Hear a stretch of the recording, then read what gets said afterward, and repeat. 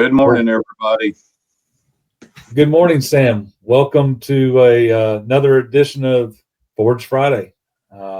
Today we're going to be talking about clovers with Sam. So, Sam, you got anything to say to start us out? Well, clovers have always been associated with luck. I mean, what do we consider a four-leaf clover? If you find a four-leaf clover, it means good luck. So we can take that over to the cattle industry or the livestock industry and say that clovers can bring us some luck in our grazing programs. I think I'm going to run out right now. I think I'm done. I'm going to go find me some four-leaf clovers. I need a little more luck. That was a bad dad joke. Yeah, well, we're both dads, so that just runs. That's just part of who we are. So let's talk about clovers.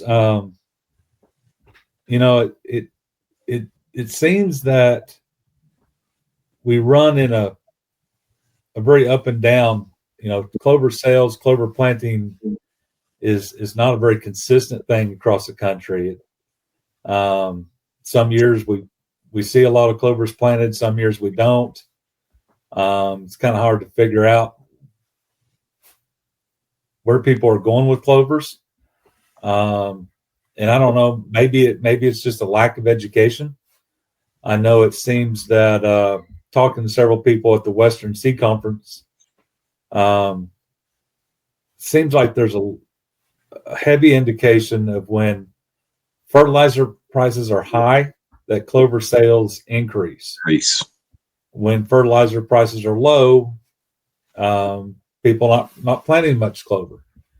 I tend to believe that there's some good nutrients and some good added soil nutrition benefits to always having clover.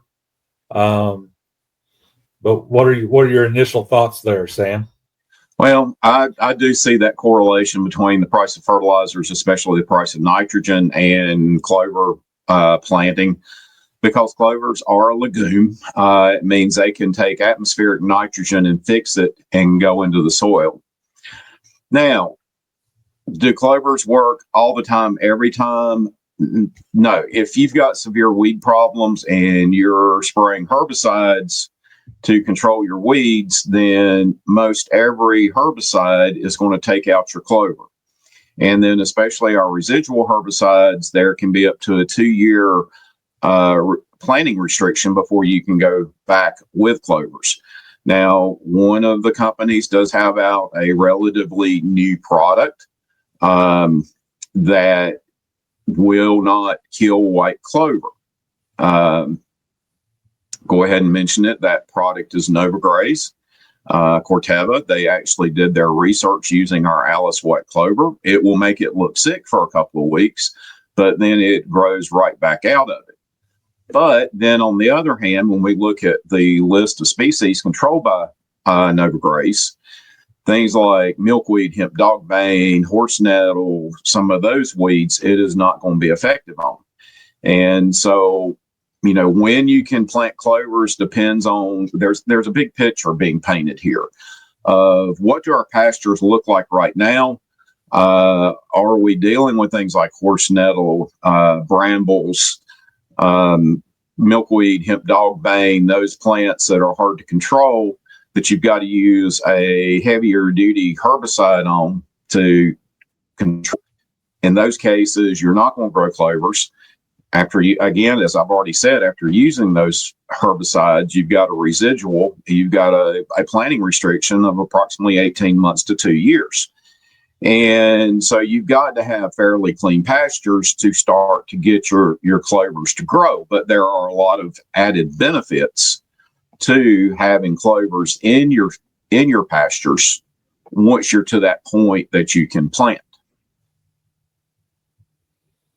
And I know that's something that we were going to discuss, later on in this. I was planning on bringing it up, but let's go ahead and jump right in, since you kind of brought it up a little bit. what are some of the things we need to consider when planting? Seeding rates, soil prep, soil fertility. Well, generally, white clovers, you're looking at about a 3 to 5 pound per acre planting rate. For red clovers, you're looking at about an 8 to 12 pound per acre seeding rate. So white clovers less, red clovers a little more. But to be successful in establishing clovers, again, go back and look at what you've done herbicide-wise. Read the label. The information is on the label, and the label is the law. Okay, when it comes to any pesticide, the label is the law. I can't emphasize that enough. And the other thing is you got to read the label. Now, if you're to the point that you can plant clovers, you still need to soil test. Yes, clovers can replace part of your nitrogen requirement that you have for your grasses, but you have got to have adequate soil phosphorus as well as a pH between 6.0 and 6.5 for that clover to establish and do what it's supposed to do. So if your phosphorus levels in your soil and plus potassium, we can't leave potassium out, but from experience, having adequate phosphorus, having a pH between 6.0 and 6.5 is vital to having good clover establishment. Seeding depth, okay, let me go ahead and cover that. There's two trains of thought. There's seeding in the fall, and that will work. But for most people, they find it easiest to do what we call frost seeding. So depending on where you live in the United States, I'm in North Carolina, so typically we look about February to go out and just sling out. And that's exactly what we do. We sling out or broadcast clover seed. And then between the cows walking it in and the ground freezing and thawing, that works. That gets the seed in good contact with the soil. And so in just a few weeks, when it starts to warm up in March, then those clovers are going to come up with temperatures maybe warming a little bit, being cyclical. You can even go to the end of January. But out in those colder areas, you're going to still want a little freeze and thawing, but your time that you frost seed is going to be moved later into what we consider the spring. But that is one of the easiest ways to put clover seed and get clover into your fields. There's been research done by the University of Georgia. They out and actually planted strips of clover, left strips of grass. I actually did a little bit of minor tillage, planted the strips of clover, and then let it grow out into the grass. This was done where I saw it was at the Alapaha Research Station with the University of Georgia. And that was a sandy loam soil, pretty heavy and a little bit wet natured, which somewhat surprised me, but it did really well down there. So when deciding what clover to use, which species is best suited for your specific climate? I know there's white clovers, Ladinos, reds. Well, that's one thing that I do love and appreciate about Barenbrug is we're not going to say one clover for all of the United States. So I just generally say we have 2 reds and 2 whites. Now, if you want to get tangled about it, we have 2 whites and 3 reds. Our white clover for the north is called Alice, and it originated in New Zealand, and it handles a colder climate better. But for the south, we've got Regal Grace, which was developed by the University of Georgia. So it is a southern variety. But I do know that people up in Kentucky still like Regal Grace. So it can go from Florida all the way up to Kentucky. Now, for red clovers, and a lot of people get scared by red clovers, but red can be a benefit as well. actually does grow in a system better with grass than sometimes your white clovers and your ladino clovers. But where I say we have two, but technically we have three, is for up north. We sell Freedom. It is a Kentucky introduction. But in addition to just Freedom, we have Freedom MR. So the Freedom MR is mildew resistant. So Freedom and Freedom MR, and I sort of lump them together in one category. But then for the South, we have our Bardero, which was developed by the University of Florida. Jeff, do you happen to have one of those Bardero? Have you got that immature Bardero picture you can put up on screen for me? Yeah. That picture was actually taken back in 2022. It was taken on July the 22nd. I show this picture in particularly because this is an immature, actively growing plant. The morning I took that picture, my back was soaked from sweat and my boots and jeans were soaked from the dew on the grass. You can actually see the dew on the grass there. Triple digit heat indexes down in South Georgia. This picture was taken off of one of the UGA research farms in Tifton, Georgia. That is actually an area that had laid fallow. They weren't using it for research at the time. And that Bardero is actually growing in with Mojo Forage crabgrass. They actually had come and collected some seeds from it because the developers from the University of Florida were surprised at how it was doing. Typically, a red clover is going to last you about 2 years. But in this case, the Bardero seemed to be adding time to that. Whether it was from seed production or just changing genetically. But the thing of it is when we say it is heat and drought tolerant, we mean it is heat and drought tolerant. Your white clovers aren't going to quite grow like that in the dead of summer, but your red clovers will. Now, let me go back to, I did talk about Nova Grays a few minutes ago on white clovers. Let me do say that Nova Grays will take out red clover. We have no herbicide on the market that you can spray on red clover that will not kill it. So that's your real battle between having clovers and what your weed populations are.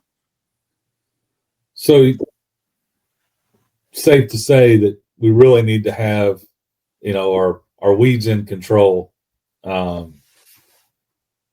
prior to planting that. And obviously, like you said earlier, we really need to watch our residual, watch those labels, make sure that we've waited the correct time before going in and planting.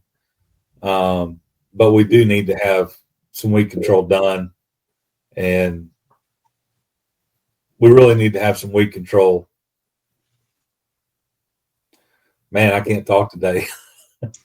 We really need to have those weeds controlled prior to looking at planting specifically a red clover. Yes, and here's the thing. It just, in general, when we talk about management, we got to make a plan. If you're talking about establishing a new pasture, you're a new farmer, whatever, you've got to have a plan. If you were to go to farm credit to make a loan, they're going to ask for a farm plan. Now, you got to remember that a plan is not necessarily a short-term plan. A plan is a long-term plan where you're looking out 5 to 10 years. And it gets overwhelming sometimes to people. And I have made this comment to people who are new wanting to get into farming. I have made this comment to people who have spent their entire life in farming. How do you eat an elephant? One bite at a time. But you see, we get into this and we look at it as being overwhelming. And so nothing tends to happen. And so you just got to take that plan and then you've got to take it step by step by step to get to the end result. And so depending on your situation described here today, you may not be ready to establish clovers in your pastures right now. You may have to take care of those weeds first, but let's say your weed population is low, then, making sure that your phosphorus and your pH is right. That's going to be your next step. Then your step's going to be to actually get the seed planted, to get those seed out there so it can grow. And you don't want the clover overwhelming the grass. You want the grass and the clover to grow together. Even though we've done sessions and we'll talk about our Bar Optima plus E34 beneficial softleaf endophyte fescue many, many times.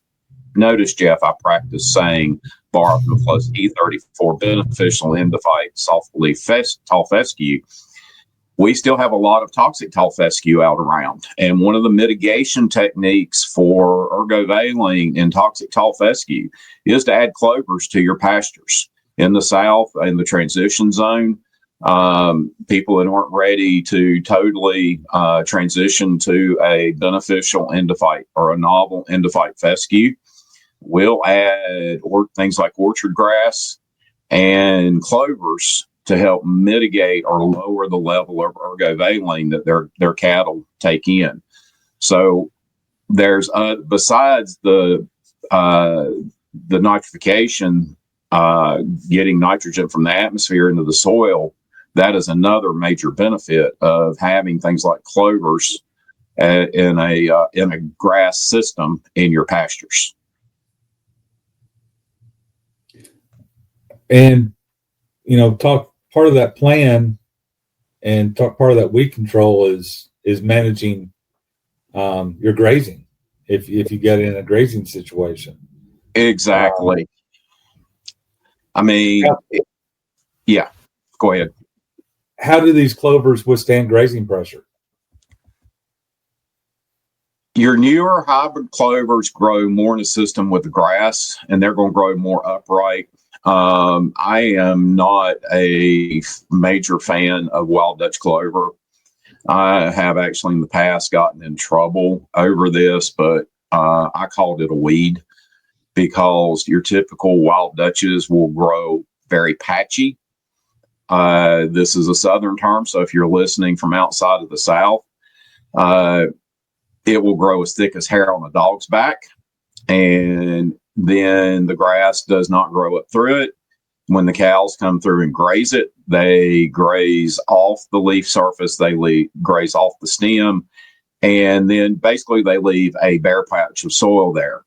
And before the clover can recoup and start growing again, the weed seed in the soil in that bare patch, it takes off and starts growing.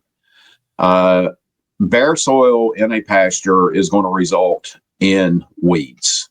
And so that's how we end up having patchy weeds in our pastures, more in our pastures than in our hay fields. But having it growing with the grass in a system is the best. And so that's, yes, the wild Dutch clover will give you some benefits. It will, after a few years, even if it's wild, the rhizomia that's needed to extract nitrogen from the atmosphere will appear, and it will do that. But it's limiting our feed quantity that we have available in our pastures.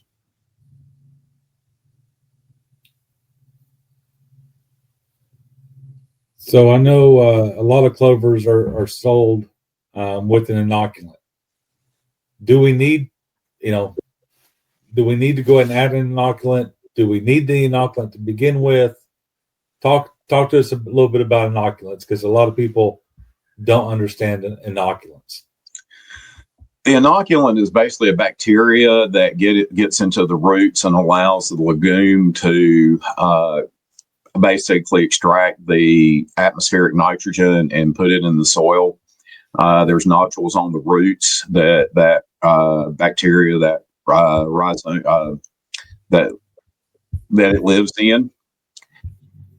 Most of your clovers now come with an inoculant on it.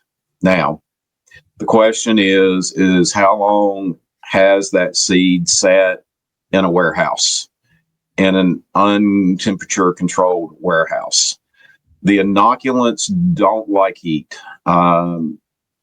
Before companies started putting inoculants on, in my early extension career, one of the things we would say is when you're planting clover and you get your packet of inoculant, do not put it on the dashboard of your truck and leave it sitting there, because it's sitting in the sun and that will basically kill the inoculant. So if you're unsure, what I'm going to say, be safe, be safer than sorry. Just sprinkle a little inoculant on your seed before you plant it to make sure that inoculant is alive. If it is not alive and you plant it, then within a couple of years, it will naturally develop the inoculant it needs so that it can put the nitrogen in the soil. Okay. Very good answer. So one of the things that come up a lot with legumes, and obviously clover's a legume, do people that, whether you're haying or grazing, do they need to be concerned about bloat? If you have an extremely thick stand, yes, you might have to be concerned about bloat, but it all comes back to managing your grazing and moving your animals around. I'm going to sort of move out of the way a little bit. My background picture came from one of Jeff's and I co-workers out in Iowa, Luke Wilson. And this is actually part of Luke's herd in one of his fields. And this is actually Alice white clover growing in this field.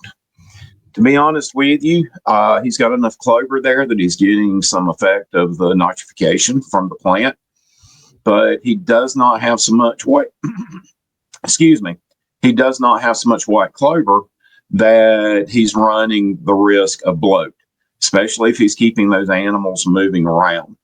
But if you've got dense areas of, and your cows, you've got a particular cow that stands there and grazes 75% of her diet. I'm just pulling that number out of the air, but 75% of her diet off of that clover in a couple of days, then yes, she does run the risk of developing bloat. Because basically what that's going to do is just feed the rumen bugs and create extreme amount of gas, and she's unable to belch it up, and it just causes the rumen to expand to the point that it blows them up. Well, and I'll probably make all my mineral friends very happy whenever I say this. Anytime you're grazing fresh green grass or legumes or anything that's fresh and green, it doesn't hurt to go ahead and have a bloat guard type of material, a mineral or tub that has some bloat preventative in it for those cattle. It's just an insurance policy. At the price of cattle today, having that little bit of insurance out there in the field is not going to cut into your profit margins at all. Exactly. Well, this is something I believe in. I know producers that in the winter will go to just a range mineral, but where I live in North Carolina, our statement we make is we can experience all four seasons in a 24-hour period of time. And so even though technically, according to USDA, the grazing grass growing season is about over, we finally started getting some rain here. I got some fall fertilizer out late. I've got grass growing rapidly. I'm keeping high mag minerals out. I keep high mag minerals out year round. One reason being is because magnesium has a little bit of a metallic taste to it.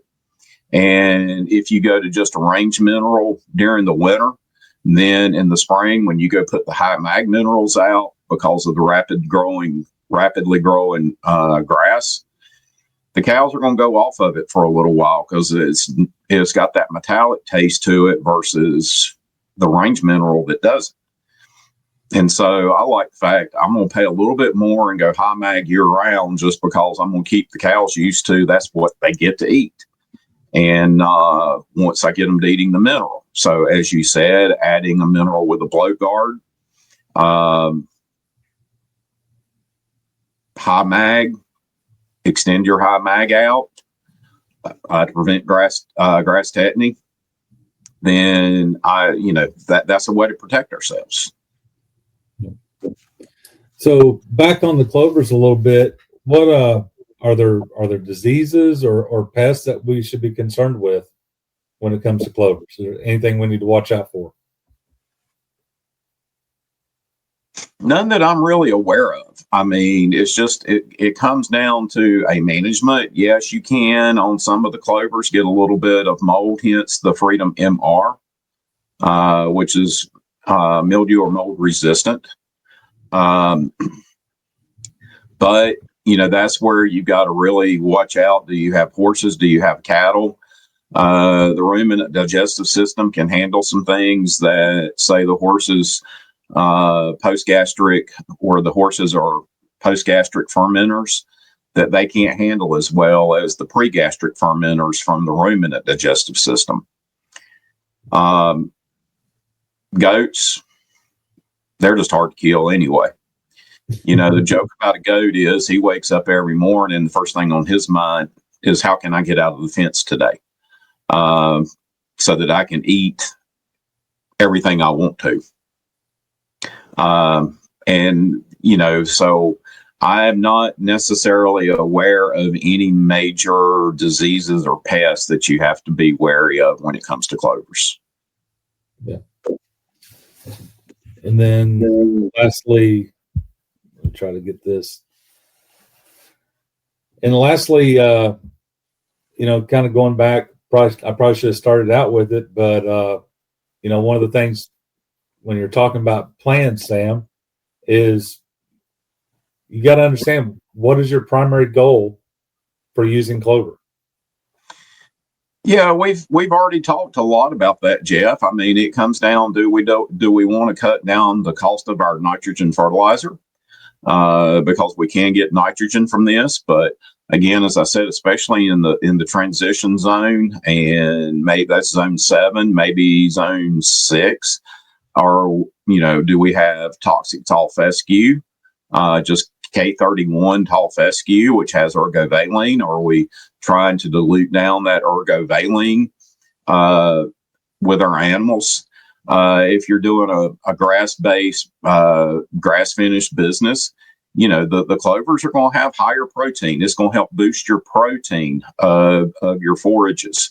It's also going to help boost the energy some, but it can also be used as a nutrient supplement to give you cows a little more oomph when they need it, depending on their stage of growth. Anything different in hay? If you're planting it in a field that you expect to hay, is there anything as far as drying time? Does that change your drying time, or any considerations you need to think of? Well, the biggest issue you're going to face there, the stems are harder to dry than the leaf is, but then the grass is harder to dry than the clover is. And so as the clover starts to dry, and then we want to go out and ted it to spread it out so that we can speed up drying time. If we've let the clover get too dry, then when we run the tedder or the fluffer, that is the one thing I've discovered in this job. Wherever we go in the United States, everybody has a different name for a piece of equipment, depending on where you live. Because here around where I live, we tend to call it a fluffer, but it's called a tedder. But anyway, you go and ted it after the leaves get too dry, then you're going to shatter the leaves off. Then it comes down to, you got your grass dry enough, how do we rake it? Do we use a V rake? Do we use a side delivery? which is most gentle on that. It's the same concept if we're trying to cut, ted, rake, and bale alfalfa. The leaves is where it's at, and if we take off those leaves, then it really hadn't added us a lot of value, as much value to our hay crop. So once you cut it, wait just a few hours, and then hit it with the tedder and spread it out. And then make sure you are raking it gently to try to not shatter those leaves off. Those are just some techniques that I think about. Perfect. Well, Sam, I think that's about all I had. Any closing comments? Clovers can be a great benefit to your pastures. Does it take a little bit of work? Yeah. Does it take a little bit of management? Yep. But guess what? If we're growing any grass, we should be thinking about our management. We should be thinking about how we manage, how close we graze that grass. So will clovers be something that everybody wants to add to their pastures? Probably not. But is it something that can benefit us? Yes. And again, it's just like, Jeff, you started off saying, the correlation between the price of nitrogen fertilizer and the price of clovers. As nitrogen goes up, use of clovers tends to go up. But again, even a few years ago when nitrogen went through the roof and everybody was talking about putting clovers in, I'm the one out here saying, but you still got to spend money on phosphorus. You still got to spend money on lime, or you're never going to get those clovers to establish to replace that nitrogen.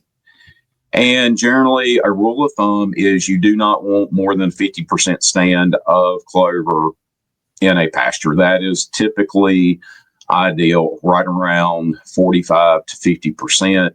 That way you've got your clovers and you still got your grass. Perfect. Well, that's been very educational. I'll be honest, clovers are probably not my strong point. So thank you, Sam, for helping out not just our viewers, but myself. Oh, so, you're very welcome. Hope everyone has a great day, and we'll be talking to you soon. Y'all have a good one.